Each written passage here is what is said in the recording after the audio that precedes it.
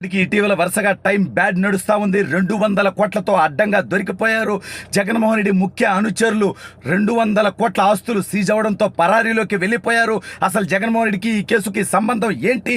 జగన్ చుట్టూ ఎందుకు ఇలా కొత్త కేసులతో ఉచ్చు బిగుస్తోంది? మరి ఇప్పుడు జగన్ని కూడా అరెస్ట్ చేస్తారా, కేసు నమోదు చేస్తారా అనేది వీడియోలో వివరించబోయే ముందుగా ఇప్పటివరకు మన ఛానల్ సబ్స్క్రైబ్ చేయని వాళ్ళు ఖచ్చితంగా సబ్స్క్రైబ్ చేయండి, మరో 10 మందితో చేయించండి. ఇక విషయానికి వస్తే జగన్మోహన్ రెడ్డి 420 డెకాయిట్ అనేది మనకందరికీ కొత్తగా తెలియాలి అవసరం ఏం లేదు. తండ్రి అధికారాన్ని అడ్డం పెట్టుకుని 43,000 కోట్లు దోచుకొని 16 నెలలు జైల్లో ఉండొచ్చినట్టు మనందరికీ తెలుసు. అయితే ఇప్పుడు ఏకంగా 2 తెలుగు రాష్ట్రాల్లో ఎక్కడ ఏం జరిగినా దాని చుట్టూ తీగలాగితే డొంక కదిలినట్టుగా జగన్మోహన్ రెడ్డి వైపే అన్ని వేళ్లు చూపిస్తా ఉన్నాయి.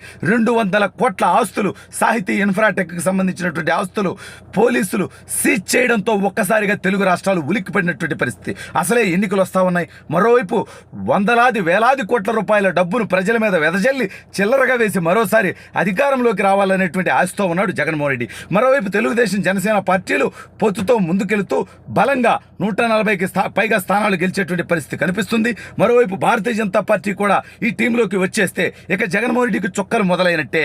ఎందుకంటే ఎన్నికల సంఘం సహకరించదు, పోలీసులు సహకరించరు, సీఎస్ సహకరించడు, వ్యవస్థల్లో ఏవి మేనేజ్ చేసేటువంటి ప్రయత్నం చేయలేడు జగన్మోహన్ రెడ్డి. అయితే ఇప్పుడు ఈ సాహితీ ఇన్ఫ్రాటెక్ ఏదైతే ఉందో దానికి సంబంధించినటువంటి పార్ట్నర్స్, ఉద్యోగులు అందరి ఇళ్ళని కూడా సోదా చేసేటువంటి పరిస్థితి.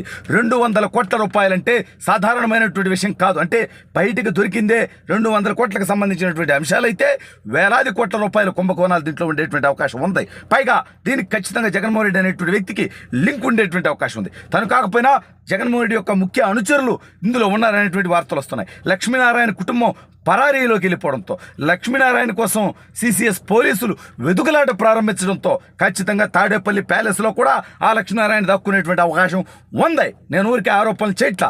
ఎందుకంటే 420ని డెకాయిట్ని జగన్మోహన్ రెడ్డి కాపాడతాడనేది తన సొంత తమ్ముడు అవినాష్ రెడ్డి అడ్డగోలుగా హత్య చేసి దొరికిపోతే తనని కాపాడినంది అవినాష్ రెడ్డిని కాపాడింది అవినాష్ రెడ్డి హత్య కేసులో అరెస్ట్ అవ్వకుండా ఆపింది జగన్మోహన్ రెడ్డి కాదా అనేది 2 తెలుగు రాష్ట్రాల ప్రజలకు తెలుసు.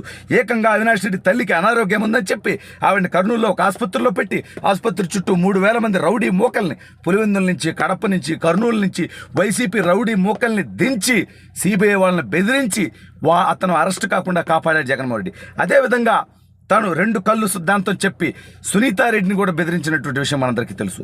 దస్తగిరిని జైల్లో పెట్టినటువంటి విషయం మనందరికీ తెలుసు. ఇవాళ 200 కోట్లు సాహితీ ఇన్ఫ్రాటెక్ ఏదైతే అడ్డగోలుగా చేసినటువంటి తప్పుడు పనుల వల్ల ఆస్తులు పోలీసులు సీజ్ చేశారో, ఇదే విధంగా జగన్మోహన్ రెడ్డి ఆస్తులు కూడా సీజ్ అయ్యి ఉన్నాయి. మీ అందరికీ తెలియాల్సినటువంటి అంశం, జగన్మోహన్ రెడ్డికి సంబంధించి వేలాది కోట్ల రూపాయల ఆస్తులు అటాచ్ అయ్యి ఉన్నాయి. సిబిఐ, ఈడీ నేతృత్వంలో దాదాపు 11 ఛార్జ్ షీట్లుంటే అందులో జగన్మోహన్ రెడ్డి దోచుకున్నటువంటి దోపిడీ గురించి పూర్తి వివరాలు ఉన్నాయి. కానీ ఎవరో ఒకరి సహకారంతో జగన్మోహన్ రెడ్డి ఇంకా అరెస్ట్ అవ్వకుండా, కనీసం కోర్టు విచారణకు హాజరవ్వకుండా తప్పించుకుంటున్నటువంటి విషయం మనందరికీ తెలుసు. అయితే జగనే జైలుకు పోయేటువంటి పరిస్థితి ఉంటే ఇక మిమ్మల్ని అందరినీ కాపాడతాడా? జగన్ని నమ్మి తప్పుడు పనులు చేసినారు గతంలో ఐఏఎస్లు, ఐపీఎస్లు, మంత్రులు, శాసనసభ్యులు, కీలకమైనటువంటి నాయకులు. మోపిదేవి వెంకటరమణ దగ్గర నుంచి సబితా ఇంద్రారెడ్డి దాకా, ధర్మాన ప్రసాదరావు దగ్గర నుంచి ఇవాళ విజయసాయిరెడ్డి దాకా అనేక మంది కేసులు ఎదుర్కొన్నారు, జైలు పాలయ్యారు, జైలు జీవితం గడిపారు. ఇక ఐఏఎస్ల విషయానికి వస్తే శ్రీలక్ష్మి దగ్గర నుంచి ఎల్వి సుబ్రహ్మణ్యం దాకా అనేక మందిని జైలు బాట పట్టించాడు, కోర్టు బాట పట్టించాడు జగన్మోహన్ రెడ్డి. మరి ఇప్పుడు తాను చేసేటువంటి తప్పులకి స్వయంగా తానే ముఖ్యమంత్రిగా ఉండి తాను చేపించేటువంటి తప్పుడు పనులకు సహకరిస్తున్నటువంటి ఐపీఎస్లు, పోలీసులు, ప్రభుత్వ అధికారులు, చిన్న స్థాయి వ్యక్తుల దగ్గర నుంచి, సచివాలయం దగ్గర నుంచి, గ్రామ సచివాలయం దగ్గర నుంచి రాష్ట్ర సచివాలయం దాకా వేలాది మందిని ఈసారి తన తప్పుడు పనుల్లో భాగస్వాములుగా చేశాడు. వాళ్ళందరి జీవితాలు బుగ్గిపాలు చేస్తాడు, వాళ్ళందరి కుటుంబాలని రోడ్డు మీదకి లాగుతాడు. ఇవాళ నాబోటి వాళ్ళ మీద, రఘురామకృష్ణరాజు గారు లాంటి వాళ్ళ మీద, ప్రశ్నించే గొంతుకల మీద, అనేక మంది తెలుగుదేశం పార్టీ నాయకుల మీద, మాజీ మంత్రుల మీద, మాజీ శాసనసభ్యుల మీద పోలీసులతో అత్యంత పాశవికంగా 3rd డిగ్రీ ప్రయోగించాడు వీళ్ళు ఇచ్చే అధికారం ఉందని చెప్పి. అయితే అతను మేము చూసుకుంటుంటే మధ్యలో వచ్చినటువంటి పోలీసులు, ప్రభుత్వ అధికారులు రాబోయే రోజులు మీరు బలైపోతారు, మీ కుటుంబాలు ఎక్కడ ఉండాలి, మీరు ఉద్యోగాలు ఎక్కడ చేయాలి, మిమ్మల్ని 100 మందిని మీరు ఇబ్బంది పెట్టుంటే 100 మంది మీ జోలికి రాకపోవచ్చు, కానీ అందులో 10 మంది పగబట్టి ఖచ్చితంగా మీ తుత్తర తీరుస్తారు. అంటే ఏదో ప్రైవేటుగా మీ మీద దాడులు చేస్తారో, మీ కుటుంబాల జోలికి వస్తారని చెప్పట్లా నేను.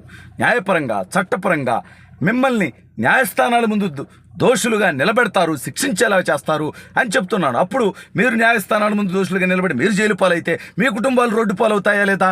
మీ బిడ్డల భవిష్యత్తు ఏమైపోతుంది? మీ కుటుంబాల పరిస్థితులు ఎలా వస్తాయి? మీకు మాత్రమే కుటుంబాలా? ఎదుటోళ్ళ కుటుంబాలు కదా. కొడకల్లారా కొడతారా? నా కొడకల్లారా ఒక్కడిని వదులుతానేమో చెప్పండి. 9 కేసులు పెట్టారు. పెట్టిన వాళ్ళే కాదు, పెట్టించిన వాళ్ళని, భాగస్వాములైన వాళ్ళని ఒక్కడిని కూడా వదిలిపెట్టే సమస్యే లేదు, రాదు అనేది గుర్తుపెట్టుకోండి. ఎవడధికారం శాశ్వతమరా? 5 సంవత్సరాలకు ఒకసారి ప్రజలు ఎన్నుకునేటువంటి ప్రభుత్వాలు మారుతూ ఉంటాయి. జగన్మోహన్ రెడ్డి అధికారం శాశ్వతమని అతను చెప్పాడని, అతను తాబేదారులు చెప్పారని మా మీద దాడులు చేస్తారా? ఖచ్చితంగా 2 నెలలు ఆగండి. తప్పులో భాగస్వామును ప్రతి ఒక్కడు శిక్షించబడతాడు.